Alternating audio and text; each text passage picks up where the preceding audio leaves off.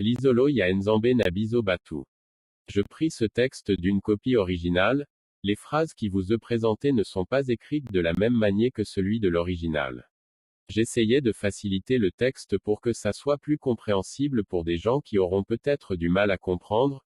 Aussi je voulus aussi vous révéler qui est l'homme Kimbangu que ses ennemis ont essayé de cacher qui il était. Avant l'arrivée de l'homme Kimbangu, fils de l'homme, les saints prophètes du temps passé ont tout prophétisé qu'un enfant roi devra naître pour mettre fin à la domination que les forces du mal exerçaient sur les habitats de la Terre. Car la planète Terre a été envahie par des êtres criminels qui ont été chassés dans les lieux célestes, à cause de la rébellion qu'ils ont fait contre le grand Créateur, le tout-puissant Seigneur de la justice.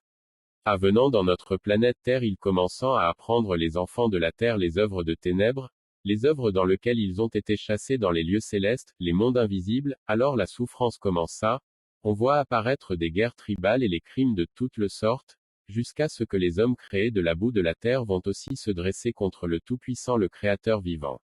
Alors beaucoup d'innocents mouraient à cause de crimes des méchants, alors les cris des enfants hommes avec celui de prière des saints esprits célestes tout montaient jusqu'au trône du grand Créateur vivant, pour que le Créateur mette fin à la domination que les êtres des ténèbres exerçaient sur les terriens. Alors le vivant Créateur tout-puissant va apparaître sur la terre mais en revêtant un corps des hommes mortels. Il va cacher son apparence glorieuse au point que ses ennemis ne vont même pas se rendre compte que c'est le Créateur de toutes choses qu'ils étaient en train de lui faire souffrir. C'est après que le Créateur vivant quittant son corps de peau pour revêtir son corps glorieux que ses ennemis se rendront compte qu'ils ont osé à appliquer leurs injustices sur le tout-puissant Seigneur de la justice. Alors ils savent tout que leurs crimes ne peuvent être pardonnés, plus jamais. Car ils attendent seulement la punition qu'ils vont mériter. Dit Yesu Mobi que tout crime qui sera fait contre le Fils de l'homme sera pardonné, mais tout crime qui sera fait contre l'Esprit Saint le Père Tout-Puissant, son crime ne sera ni pardonné pour le siècle présent ni pour le siècle à venir. La parole de Papa Semi Kimbangu en MBANDASANDA 1921 avant qu'il soit CONDANNER sans motif. Mes enfants, je vais vous révéler que le temps de me livrer aux autorités est arrivé. Tenez bien ceci. Avec mon arrestation commencera une période terrible d'indicible persécution pour moi-même et pour un très grand nombre de personnes. Il faut tenir ferme, car mon esprit Kimbangu ne vous abandonnera jamais. Je n'ai jamais abandonné quiconque se confie en moi. Les autorités gouvernementales vont imposer à ma personne physique un très long silence, mais ne parviendront jamais à détruire l'œuvre que j'ai accomplie, car elle vient de moi-même Kimbangu. Certes, ma personne physique sera soumise à l'humiliation et à la souffrance, mais ma personne spirituelle se mettra au combat contre les injustices semées par les peuples du monde des ténèbres qui sont venus vous coloniser. Car je suis venu pour mettre fin à la souffrance du peuple du Congo et la race noire du monde. L'homme noir deviendra blanc, et l'homme blanc deviendra noir. Les systèmes conçus pour faire souffrir l'homme noir par ses ennemis, tels que vous les connaissez aujourd'hui, seront profondément ébranlés. Les guerres persisteront à travers le monde. Le Congo sera libre et l'Afrique aussi. Mais les décennies qui suivront la libération de l'Afrique seront terribles et atroces. Car tous les premiers gouvernants de l'Afrique libre vont encore chercher la science de blanc pour pouvoir diriger leur pays. Alors un grand désordre spirituel et matériel s'installera. Les gouvernements de l'Afrique entraîneront, sur la science venant des blancs leurs populations respectives dans des conflits meurtriers, ils s'entretueront.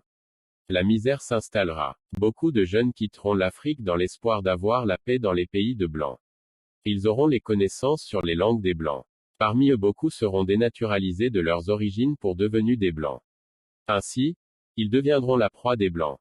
Il y aura beaucoup de perdition parmi eux et certains ne se souviendront plus de leurs origines ancestrales ni de leur culture. Il faudra une longue période pour que l'homme noir arrive à connaître ses valeurs, quand son savoir lui reviendra. Alors s'accomplira la troisième étape. Dans celle-ci naîtra un grand roi divin. Il viendra avec 3 types de nouveaux savoir-faire inconnus de ce monde de perdition, un nouveau savoir-faire dans la religion, un nouveau savoir-faire dans la science et un nouveau savoir-faire dans le gouvernement. Je serai moi-même au-dedans de cet homme qui sera le roi. Je jugerai les injustices que les puissants ont faites sur les peuples noirs du monde entier. Car, de toutes les races de la terre, aucune n'a été autant subi les injustices que la race noire. Continuez à chercher dans la Bible et le Coran, les falsifications et les escroqueries qui se trouvent à l'intérieur de ces livres que ces gens ont portés pour nous tromper. Il faut que les escrocs soient saisis avec leurs objets de l'escroquerie. Nous aurons notre propre livre sacré, dans lequel il y aura plus des écrits fausses, où vous allez connaître la vérité et l'amour du Créateur vivant, dans lequel vos ennemis ne pourront plus vous tromper avec. Cet livre sacré sera écrit sur une nouvelle écriture que je vous inspirerai. Un homme qui sera habité par mon esprit de savoir viendra avant mon retour pour révéler et écrire ce livre sacré et préparer l'arrivée du roi. Il sera combattu par la génération de son temps, mais petit à petit, beaucoup de gens comprendront et suivront son enseignement. Car, sans cet homme habité par mon esprit de savoir, qui préparera les peuples Congo. Car l'arrivée du roi sera l'application du jugement qui ne va pas être pardonné. Alors, il faut que les peuples du Congo soient instruits avant cet événement. Vous ne savez pas encore ce que c'est qu'un jugement du Créateur Tout-Puissant le Vivant. Quand les peuples Congo commenceront à se libérer, un pays qui osera à mettre les obstacles sur le réveil du peuple Congo, sera frappé par de catastrophes nature. Vous ne connaissez pas encore les systèmes défensifs de ceux que j'enverrai pour défendre le Congo. À quoi sert à l'homme de s'attaquer à moi Kimbangu Kwatulando Nezambiaya Mpungu Tulando si le jour de sa mort, même s'il avait beaucoup de biens matériels, il n'a même pas le temps d'arranger son doigt. Vous ne savez pas de quoi est faite votre vie et pourquoi vous existez. Car, exister physiquement c'est apparaître comme presque rien. Pourquoi tuer votre prochain et espérer reste en vie et pour combien de temps? Kimbangu n'est pas le temps, ni l'espace, il est un tout dans tout Kalunga. La génération du Congo perdra tout. Elle sera embrouillée par des enseignements et les modes de vie pervers du monde européen. Elle ne saura plus les principes du mode de vie de ses ancêtres. Elle n'aura plus de l'importance sur sa langue maternelle. Alors je vous préviens bien en avance à ne pas négliger ni mépriser vos langues maternelles. Il faut les enseigner à vos enfants et à vos petits-enfants. Car viendra un temps où les langues de blanc seront oubliées. Je donnais à chaque groupe humain une langue qui sert comme d'une alliance de communication. Kimbangu n'est ni prophète ni envoyé du Créateur, mais plutôt le Créateur lui-même venu en chair pour pouvoir nous aider à mettre dehors les forces ténèbres. Préparez-vous à la prière. Alors prions. Prière à vous tous les anges du trône céleste, source de notre existence. Prière à vous les 7 anges qui siègent à la cour de Dieu Tout-Puissant. Prière là où se lève le soleil et là où se couche le soleil. Prière à l'est et à l'ouest. Prière à vous notre Dieu créateur Mbumba Loa. Prière à vous notre Dieu gouverneur de l'humanité Mpina Nzeda. Prière à vous tous les anges de la terre et de l'air.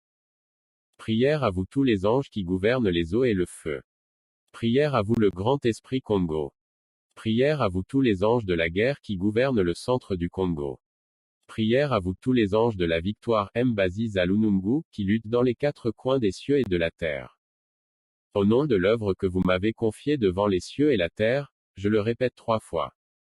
Faites à ce que votre sainte bénédiction puisse remplir les cœurs de ceux qui se lèveront pour aider les peuples du Congo. Je vous le répète encore 3 fois et je adresse à ceux qui mépriseront mon œuvre par ignorance, j'implorerai notre Père Créateur afin qu'il leur pardonne et qu'il leur ouvre la voie de la compréhension. Mais gare à ceux qui vont se servir de couteaux, de flèches, de fusils, de poison et de la sorcellerie d'envoûtement ou de tout autre moyen de nuisance pour causer la mort et la désolation au peuple du Congo. Ce genre de truands, qu'ils soient des blancs ou des noirs, qu'ils soient des Bakongo perdus ou des Bangala, qu'ils soient des Baluba ou des Swahili, ces esprits des ténèbres Mpeve Zabunzimbu. Je le jure au nom de tous les envoyés qui ont été tués au Congo, en Afrique, en Asie, en Amérique et en Europe, que leurs esprits maudissent ces ignobles individus. Qu'ils soient détruits et envoyés dans les prisons spirituelles des cieux. Je le demande et je le commande à vous tous les anges des cieux et de la terre, de mener un combat pour le progrès humain et divin Mpeve Zan Temo Wabantu. Je le répète encore 3 fois devant les cieux et la terre, gare à ceux qui continuent à chercher la désolation dans les 4 coins du monde. Venez, ô Dieu le Père Tout-Puissant, je vous appelle, ainsi que tous les anges de la guerre Mbaziza Mvita, afin de conduire un combat contre ce monde des ténèbres NSI Yabubu. Gare à ceux qui continuent à renforcer l'esclavagisme et la colonisation des peuples noirs. Vous êtes un Dieu vivant. Je vous implore sans cesse, Njietik ou Fiongonena, au nom du sang versé par tous vos envoyés, et de leurs humiliations. Je vous le demande et je vous le recommande, ô Dieu d'amour Kalunga, venez avec vos anges des cieux et de la terre pour détruire cette humanité des ténèbres, Maanza Makibyubu, qui continue à se moquer de votre amour majestueux. Je demande à ce que la guerre éclate encore en Europe, Mvita Yabua Diaka Kuimputu, pour que la race noire se réveille et puisse revêtir une maturité qu'elle avait perdue depuis les temps les plus reculés.